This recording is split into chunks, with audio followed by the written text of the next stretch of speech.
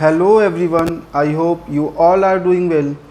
आज हम स्टार्ट करने जा रहे हैं chapter number 1 of public health dentistry, जिसमें हम पढ़ेंगे इंट्रोडक्शन टू डेंटिस्ट्री, जिसमें हम डिस्कस करेंगे डेफिनेशन ऑफ डेंटिस्ट्री को, AIIMS and objectives of dentistry, history of dentistry, dental act of India के बारे में भी हम देखेंगे, इंडियन डेंटल एसोसिएशन के बारे में भी डिस्कस करेंगे और लास्ट में हम पढ़ेंगे डेंटल काउंसिल ऑफ इंडिया के बारे में।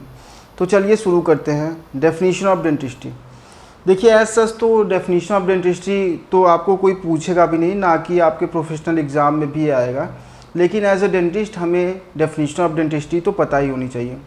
इसको याद करने का कोई भी ज़रूरत नहीं है, रट्टाफिकेशन की कोई ज़रूरत नहीं है, बस आप इसे ध्यान से समझेंगे तो आपको ये हमेशा के लिए याद हो जाएगा। Dentistry is defined as the evaluation, diagnosis, prevention and treatment of disease and disorder and condition of oral cavity, maxillofacial area and the adjacent and associated structures and their impact on the human body।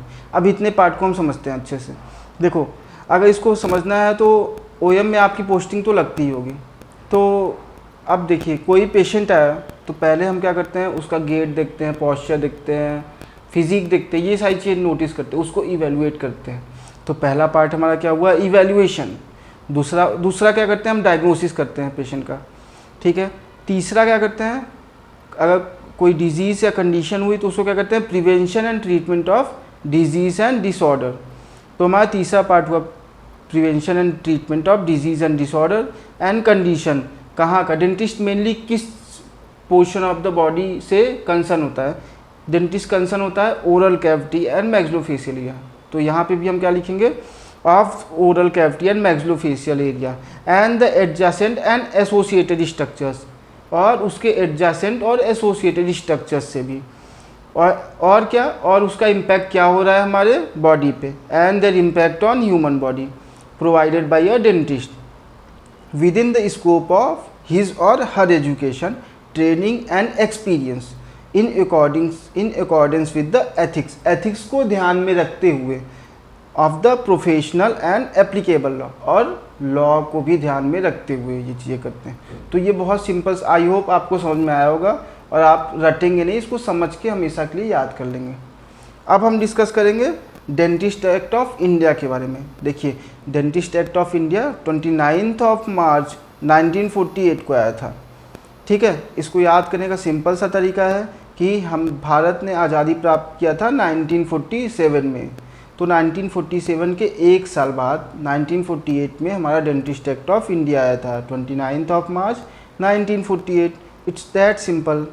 अब ये क्यों आया था, देखिए 1948 से पहले कोई भी ऐसा लॉ नहीं था, रूल नहीं था कि हु इज़ अ डेंटिस्ट, कौन डेंटिस्ट है, कौन डेंटिस्ट्री प्रैक्टिस कर सकता है, रूल्स और रेगुलेशन क्या है, रजिस्ट्रेशन कैसे होता है, ऐसा कुछ भी लॉ नहीं था कि जो रेगुलेट कर सके हमारे प्रोफेशन को। तो रेगुलेट करने के लिए गवर्नमेंट ने एक एक्ट लाया जिसको बोलते हैं डेंटिस्ट एक्ट ऑफ इंडिया।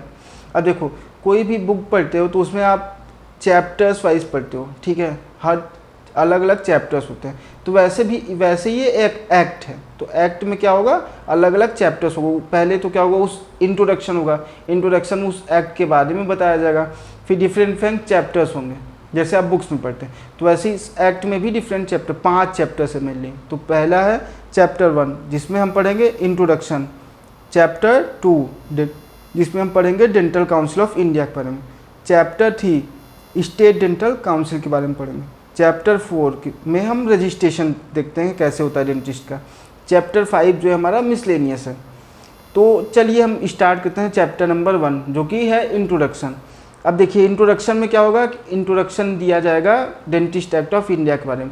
अब पहला इसमें क्या हुआ, शॉर्ट टाइटल एंड एक्सटेंड। इसका शॉर्ट टाइटल क्या है और ये कहाँ तक लागू होता है। शॉर्ट टाइटल मतलब डेंटिस्ट एक्ट ऑफ इंडिया का शॉर्ट टाइटल क्या है और ये कहाँ तक लागू होता है। तो chapter first introduction, short title and extend.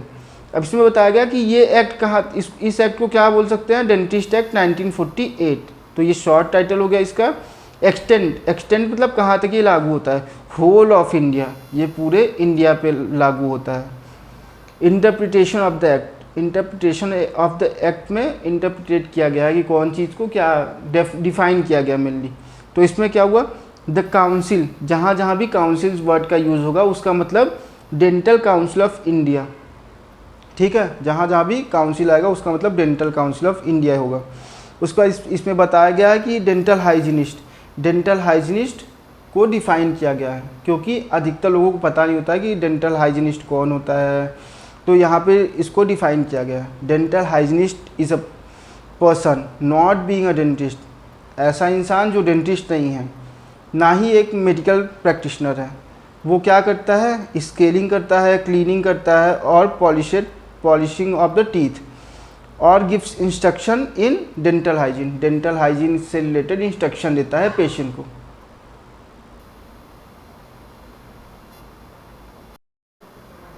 अब पढ़ेंगे हम डेंटल मैकेनिक के बारे में। Dental mechanic means a person not being a dentist who makes और repair denture and dental appliance. Dental mechanics वो होता है जो हमारा डेंटिस्ट नहीं होता, वो क्या उसका काम होता है मेनली डेंचर बनाना, डेंचर को रिपेयर करना या फिर और डेंटल अप्लायंस को बनाना। डेंटिस्ट, अब देखते हैं डेंटिस्ट के बारे में। Dentist means a person who practices dentistry, बहुत ही आसान है, ठीक है।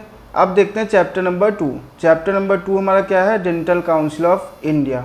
देखो डेंटल काउंसिल ऑफ इंडिया जो है ये बहुत, इसके बारे में पढ़ना बहुत ही इंपॉर्टेंट है, क्योंकि इससे रिलेटेड क्वेश्चन आपके प्रोफेशनल एग्जाम में पूछे जाते हैं, मतलब मोस्ट इंपॉर्टेंट टॉपिक्स में से एक है। तो इसे ध्यान से पढ़ना और समझने की कोशिश करना आप लोग। इसमें हम पढ़ेंगे constitution and composition of the council. The central government shall constitute a council consisting of the following members, namely. जो डेंटल काउंसिल ऑफ इंडिया है उसमें अलग अलग बहुत सारे मेंबर्स होते हैं, और ये काउंसिल बनती है ये मेनली सेंट्रल गवर्नमेंट के देख रेख में बनती है और सेंट्रल गवर्नमेंट के देख रेख में काम भी करती है, ठीक है। अब इसमें जो मेंबर्स हैं वो अलग अलग जगह से इलेक्ट होकर आते हैं, ठीक है। कुछ को गवर्नमेंट नॉमिनेट करती है, कुछ इलेक्शन के थ्रू आते हैं। तो आप देखते हैं कि मेंबर्स कहाँ से आते हैं। पहला एक है वन रजिस्टर्ड डेंटिस्ट, ये हमारा रजिस्टर्ड डेंटिस्ट है, ठीक है। पॉसेसिंग रिकॉग्नाइज्ड डेंटल क्वालिफिकेशन, इसके पास रिकॉग्नाइज्ड डेंटल क्वालिफिकेशन है। इसको कौन इलेक्ट करेगा, dentist registered in part A. अब देखो पार्ट ए और पार्ट बी में बहुत लोगों को कन्फ्यूज़न होता है। देखो पार्ट ए में वो डेंटिस्ट हैं जिनके पास वैलिड डेंटल क्वालिफिकेशन है, ठीक है। पार्ट बी में वो डेंटिस्ट आते हैं जिनके पास वैलिड डेंटल क्वालिफिकेशन नहीं है। अब आप बोलोगे कि सर वैलिड डेंटल क्वालिफिकेशन है नहीं, लेकिन डेंटिस्ट कैसे हैं? तो हुआ ये था कि 1948 में जब लॉ आया उससे पहले बहुत सारे लोग डेंटिस्ट्री प्रैक्टिस करते थे और उनके पास काफ़ी ज़्यादा एक्सपीरियंस था। तो अगर गवर्नमेंट एक साथ ही लॉ इनेक्ट करती तो क्या होता कि वो उन सारे लोग का लिवलीहुड खतरे में आता, बहुत लोग बेरोजगार हो जाते। तो गवर्नमेंट ने क्या डिसाइड किया कि 1948 से पहले जो भी डेंटिस्ट्री प्रैक्टिस कर रहा है, जिनको अच्छा खासा एक्सपीरियंस है, तो उनको क्या पार्ट बी में रजिस्टर करेंगे, ठीक है। और जिनके पास वैलिड डेंटल क्वालिफिकेशन है या वैलिड डेंटल डिग्री है उनको पार्ट ए में रजिस्टर करेंगे। तो पार्ट बी वाले आप समझ गए और पार्ट ए वाले भी आप समझ गए। तो इसमें जो है जो पहला है ये रजिस्टर्ड डेंटिस्ट, इसको कौन कर रहा है, dentist registered in part A. तो हमारा एक आ गया, पहला मेंबर रजिस्टर्ड डेंटिस्ट है। दूसरा है क्या है, एक मेंबर आएगा हमारे medical council of India. Medical council of India के मेंबर्स खुद ही अपने में से एक मेंबर्स को चूज करके भेजेंगे। तो ये हमारा हो गया मेडिकल काउंसिल ऑफ इंडिया का मेंबर। तो one member elected from among themselves from the members of medical council of India, ठीक है। अब देखो नॉट मोर देन 4 मेंबर, ये देखो ये 4 चाचा लोग हैं, ठीक है। ये चार लोग अलग अलग जगह से आते हैं। तो अब देखते हैं कहाँ से आते हैं ये चारों मेंबर्स, कहाँ से इलेक्ट होकर आते हैं। तो इसमें से कुछ मेंबर्स आएंगे principal, deans, directors, vice principal of dental colleges, और कुछ मेंबर्स आएंगे heads of dental wings of medical colleges. Medical colleges में जो डेंटल विंग होता है उसका हेड, और एक मेंबर जो आएगा वो यूनिवर्सिटीज़ से आएगा, ऐसे यूनिवर्सिटीज़ जो कि रिकॉग्नाइज्ड डेंटल क्वालिफिकेशन देती हैं। तो एक मेंबर मान लीजिए ये आ गया यूनिवर्सिटीज़ से, ठीक है। और ये तीनों कहाँ से आएंगे, ये दोनों जगह से, प्रिंसिपल हो सकते हैं, डीन हो सकते हैं, डायरेक्टर्स हो सकते हैं, vice principal of dental colleges, या फिर head of the dental wing of medical ठीक है। ये 4 मेंबर्स हमारे ये अलग अलग जगहों से आ गए, ठीक है। अब जो है स्टेट का भी रिप्रेजेंटेशन तो होना ही चाहिए, तो एक मेंबर हर स्टेट से आएंगे। देखिए यहाँ पे 1 member to represent each state. Nominate कौन करेगा इनको? Government of each state. हर स्टेट की गवर्नमेंट अपनी तरफ से एक मेंबर भेजेगी, तो वही एक मेंबर ये कहाँ से है? गवर्नमेंट ये कहाँ से है? हर स्टेट से आए। कौन इनको कौन नॉमिनेट किया? स्टेट गवर्नमेंट, हर स्टेट की। ठीक है, ये कौन हो सकते हैं? या तो मेडिकल और डेंटल प्रैक्टिशनर, ठीक है, रजिस्टर्ड मेडिकल और डेंटल प्रैक्टिशनर। ठीक है, अब देखो, अब 6 मेंबर और आएंगे जिनको कौन नॉमिनेट करेगा? सेंट्रल गवर्नमेंट नॉमिनेट करेगा, जिसमें से एक एटलीस्ट एक जो होगा वो वर्क करेगा, वो काम करता होगा एक इंस्टीट्यूशन में फॉर ट्रेनिंग ऑफ डेंटिस्ट। तो एक जो होगा वो एज अ प्रोफेसर या फिर लेक्चरर, एज अ रीडर, ठीक है, वर्क करता होगा किसी डेंटल कॉलेज में एटलीस्ट। तो देखिए वहाँ पे, यहाँ पे वही मेंशन किया हुआ है, at least 1 shall be a registered dentist who is working in an institution for training of dentist. 6 में से एक मेंबर एटलीस्ट होना ही होना चाहिए जो कि रजिस्टर्ड डेंटिस्ट हो और किसी इंस्टीट्यूट में डेंटिस्ट की ट्रेनिंग के लिए वर्क करता हो। And at least 2 shall be dentist registered in part B of a state register. क्या है? 2 पार्ट बी, मैंने बताया था पहले आपको कि पार्ट ए और पार्ट बी 2 टाइप के रजिस्ट्रेशन होते हैं। तो ये जो 6 एक्स्ट्रा लोग आ रहे हैं, देखिए यहाँ पे 6, मैंने बताया था ना 6 मेंबर नॉमिनेट किए जाते हैं सेंट्रल गवर्नमेंट के द्वारा, जिसमें से एक रजिस्टर्ड डेंटिस्ट होना चाहिए जो कि किसी इंस्टीट्यूशन में training of dentist as a trainer work कर रहा हो, और जो है एटलीस्ट 2 ऐसे होने चाहिए डेंटिस्ट जो कि पार्ट बी में रजिस्टर्ड हो। तो ये हमारे मान लीजिए 6 मेंबर्स जो सेंट्रल गवर्नमेंट द्वारा नॉमिनेटेड हैं। एक हमारा रजिस्टर्ड डेंटिस्ट हो गया, 2 हमारे जो कि वर्क, ये हमारा जो पहला वाला है ये रजिस्टर्ड डेंटिस्ट है जो कि as a training of dentist के लिए as a trainer of dentist work कर रहा है, मतलब एज अ प्रोफेसर लेक्चरर किसी कॉलेज या यूनिवर्सिटी में वर्क कर रहा है। 2 हमारे डेंटिस्ट ऐसे हैं जो कि पार्ट बी में रजिस्टर्ड है, और 3 जो है ये सेंट्रल गवर्नमेंट अपने द्वारा अलग अलग जगह से या अलग अलग फील्ड से जो है पीपल उनको भी ला सकती है। ठीक है, और लास्ट में कौन रहेगा? The director general of health service. ये हमारे देखिए डायरेक्टर जनरल साहब हैं, ये रहेंगे। ठीक है, तो आई होप समझ में आ गया होगा आपको। एक बार फिर से रिवाइज करते हैं इसको। ठीक है, तो चलिए, तो एक जो हमारा ये देखिए पहला जो था वो हमारा रजिस्टर्ड डेंटिस्ट था, इसको कौन कर रहा था? रजिस्टर्ड डेंटिस्ट ही लिख करके भेजे थे जो कि पार्ट ए में रजिस्टर्ड है। दूसरा जो है वो हमारा मेडिकल काउंसिल ऑफ इंडिया से आया था। अब उसके बाद 4 मेंबर्स अलग अलग जगहों से आए थे जो कि हमने पढ़ा कि कहाँ कहाँ से आए थे। ठीक है, अब एक मेंबर, उसके बाद हमने देखा कि एक मेंबर हर स्टेट गवर्नमेंट को रिप्रेजेंट करने आ रहे थे। उसके बाद 6 मेंबर हमने पढ़ा कि 6 मेंबर सेंट्रल गवर्नमेंट खुद से नॉमिनेट करता है, जिसमें एटलीस्ट 1 जो है एक रिकॉग्नाइज्ड डेंटिस्ट होना चाहिए और जो वर्क करता हो फॉर ट्रेनिंग ऑफ डेंटिस्ट किसी इंस्टीट्यूशन में, और 2 जो है डेंटिस्ट रजिस्टर होने चाहिए, पार्ट बी में वो होते हैं, और 3 जो है अलग प्रोफेशंस के भी हो सकते हैं जिसको सेंट्रल गवर्नमेंट नॉमिनेट करती है। लास्ट में हमने देखा director general of health service ex officio. ठीक है, तो इतने सारे मेंबर्स मिलके हमारा डेंटल काउंसिल ऑफ इंडिया का मतलब इतने मेंबर्स होते हैं हमारे डेंटल काउंसिल ऑफ इंडिया में। ठीक है, अब हम पढ़ेंगे फंक्शंस एंड रिस्पॉन्सिबिलिटी। देखो अब ये बनाया गया है तो इनके बहुत सारे फंक्शंस और रिस्पॉन्सिबिलिटी है, बैठने के लिए तो बनाया नहीं गया है। तो अब देखते हैं इनके फंक्शंस और रिस्पॉन्सिबिलिटी क्या है। ठीक है, तो the dental council of India is a mainly concern with, अब देखो इनकी मेन जो काम है वो हम देखते हैं, maintenance of standard of dental education. Dental education का स्टैंडर्ड क्या होगा ये मेंटेन करने के लिए ये मतलब इसकी देख रेख ये करेंगे। ठीक है, रजिस्ट्रेशन ऑफ क्वालिफाइड डेंटिस्ट, जो डेंटिस्ट क्वालिफाइड हैं जिनके पास वैलिड डेंटल डिग्री है उनका रजिस्ट्रेशन कैसे होना है, ये सारी चीज़ें भी इनके अंदर आती हैं। Eliminate quacks from the field, देखो प्रॉपर डेंटल ट्रीटमेंट मिले लोगों को, इसके लिए क्वैक्स का हटना बहुत ज़्यादा ज़रूरी है। तो ये क्या करते हैं कि ये इस पर भी वर्क करते हैं कि जिससे एलिमिनेशन ऑफ क्वैक्स हो सके हमारे फील्ड से। To serve the above function the dental council of India has formed some rules and regulation in which the following are specified। अब इसको सर्व करने के लिए बहुत सारे रूल्स और रेगुलेशंस हैं जो कि डेंटल काउंसिल ऑफ इंडिया ने बनाया है। अब देखते हैं इस रूल्स और रेगुलेशंस को।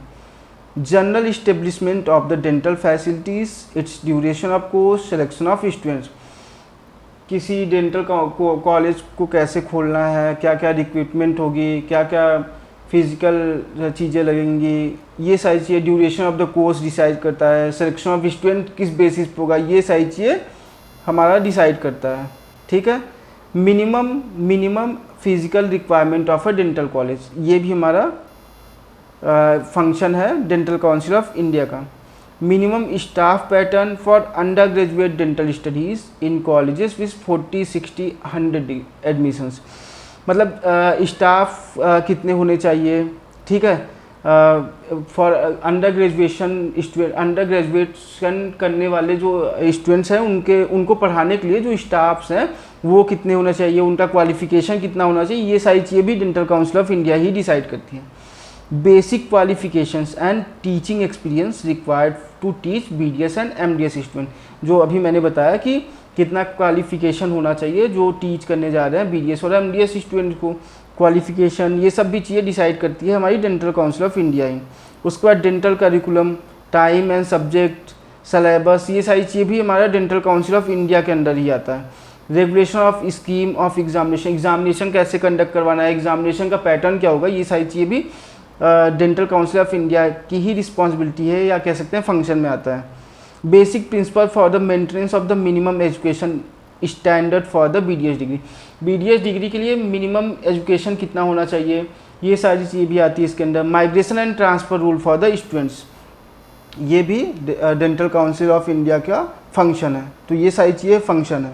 एक बार फिर से डिस्कस करते हैं या एक बार फिर से इसको देखते हैं जल्दी में। तो ये क्या है, कैसे फैकल्टीज़ कितनी होंगी, क्या क्या ज़रूरतें हैं एक डेंटल कॉलेज को खोलने के लिए, स्टाफ कितने रहेंगे, स्टाफ का एजुकेशन कितना होगा, कितना एक्सपीरियंस होगा। ठीक है। कैसे एग्ज़ाम होगा। ठीक है। कितना एजुकेशन होना चाहिए BDS डिग्री को प्राप्त करने के लिए। तो ये सारी चीज़ें आपका डेंटल काउंसिल ऑफ इंडिया के अंदर में आती है, उनकी रिस्पॉन्सिबिलिटी है ये सब चीज़ें डिसाइड करना। ठीक है। अब आगे देखते हैं चैप्टर नंबर 3। देखो अब हमने पढ़ा डेंटल काउंसिल ऑफ इंडिया, तो वो पूरा देश के जो नियम कानून है वो सब चीज़ें देखती हैं। अब हर स्टेट के लिए अलग काउंसिल होती है जिसको बोलते हैं स्टेट डेंटल काउंसिल। जैसे अगर आप यूपी में हैं तो यूपी की अलग स्टेट डेंटल काउंसिल होगी, आप बिहार से हैं तो बिहार की अलग डेंटल काउंसिल होगी, आप छत्तीसगढ़ से हैं, राजस्थान से हैं, कर्नाटका से हैं, तो हर जगह की अलग अलग डेंटल काउंसिल होगी। ठीक है। अब उसको देखते हैं उसका कॉन्स्टिट्यूशन कैसे होगा, उसका constitution and composition of state dental council. ठीक है। अब उसमें क्या था, सेंट्रल था, मतलब डेंटल काउंसिल ऑफ इंडिया था, तो उसका कॉन्स्टिट्यूशन कैसे हो रहा था, अंडर सेंट्रल गवर्नमेंट। तो यहाँ क्या होगा, स्टेट डेंटल काउंसिल है, तो इसका कंपोजिशन किसके अंदर होगा, स्टेट गवर्नमेंट के अंदर होगा। तो वही यहाँ पे लिखा है, the state government shall constitute a state council consisting of following members. ठीक है। अब इसमें कौन कौन से मेंबर रहेंगे, जैसे वहाँ पे हमने पढ़ा था डिफरेंट मेंबर्स डिफरेंट प्लेसेस से आए थे, यहाँ भी हम देखेंगे कहाँ कहाँ से कौन कौन मेंबर आ रहे हैं। देखिए यहाँ पे 4 मेंबर, ठीक है, वो ये 4 मेंबर्स हैं जो कि रजिस्टर्ड डेंटिस्ट हैं। और कौन इनको इलेक्ट कर रहा है, जो dentist registered in part A। ठीक है। पार्ट A में रजिस्टर्ड डेंटिस्ट हैं, उनको कौन इलेक्ट कर रहा है, पार्ट A में रजिस्टर्ड डेंटिस्ट ही इलेक्ट कर रहे हैं। तो ये 4 हमारे पार्ट A वाले आ गए। ठीक है। अब क्या है, 4 हमारे कहाँ से आएंगे, पार्ट B वाले। मैंने बताया था ना, पार्ट A में रजिस्टर्ड डेंटिस्ट होते हैं, पार्ट B में रजिस्टर्ड डेंटिस्ट होते हैं। पार्ट B वाले को रजिस्टर्ड कौन इलेक्ट करेगा, पार्ट B वाले डेंटिस्ट मिलके इलेक्ट करेंगे। तो 4 मेंबर्स पार्ट B से आ गए। ठीक है। अब heads of the dental college in the the heads of the dental colleges in the state which train students for any recognised dental qualification include in part 1 of the schedule. अब देखो यहाँ पे एक जो है head of the dental college भी आ जाएगा। ठीक है। I am the boss here. ठीक है। अब क्या है, 1 member elected from among themselves by the member of medical council. जैसे वहाँ पे था मेडिकल काउंसिल ऑफ इंडिया से आ रहा था, वैसे यहाँ भी एक मेडिकल काउंसिल से एक मेंबर आएगा। ठीक है।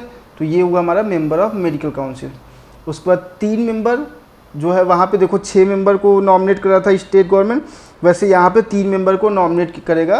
वहाँ पे 6 मेंबर को नॉमिनेट करा था सेंट्रल गवर्नमेंट, यहाँ पे 3 मेंबर को स्टेट गवर्नमेंट अपनी तरफ से अपना स्टेट डेंटल काउंसिल में नॉमिनेट करेगी। देखो ये 3 मेंबर्स हमारे कौन है जो नॉमिनेट किए जाएंगे स्टेट गवर्नमेंट के द्वारा, ठीक है। तो ये हमारा हुआ स्टेट डेंटल काउंसिल, जिसमें हमने पढ़ा क्या हुआ, 4 मेंबर्स हमारे कहाँ से आए, जो डेंटिस्ट रजिस्टर्ड है पार्ट ए में, उनको इलेक्ट करके कौन भेजा, इलेक्ट करके भी भेजा जो डेंटिस्ट रजिस्टर है पार्ट ए में।